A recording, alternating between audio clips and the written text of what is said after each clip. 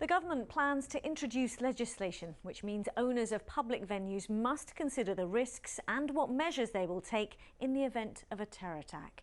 It's after a campaign by the mother of 29-year-old Martyn, who was killed in the Manchester Arena bombing. She's lobbied for stricter security checks to help keep the public safer. Here's James Waterhouse. They're images you don't forget. Whether it's 7/7 or the most recent London Bridge attack, they serve as a permanent reminder of the threat London faces from terrorism, a threat which police say isn't getting any smaller. However, the death of a 29-year-old could change the way large venues protect themselves. Martyn was one of 22 killed in the Manchester Arena attack, when a terrorist blew himself up at the end of an Ariana Grande concert in 2017. His mum has since helped convince the government to draw up a new law, forcing sites to plan for the worst. It doesn't have to be costly. Say a pub could maybe have a room available where people could be safely put, hidden. It can be something as simple as that, but it's just to think about it.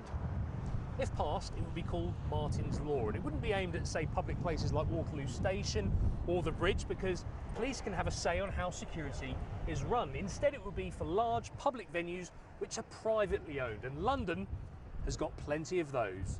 They're going to make a lot of sense for London, because obviously London has so many large venues, but particularly high-profile venues as well.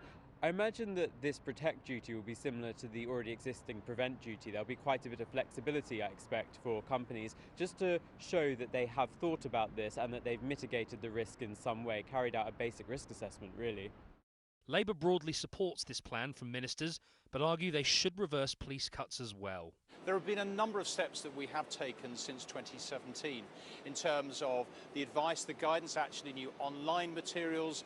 But what we have decided is that we want to go a step further, a statutory duty, a responsibility on owners and operators to ensure that those standards are applied. Since the Manchester attacks, backpacks and large bags have been banned from major gigs.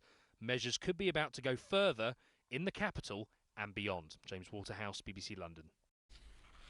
Police are investigating after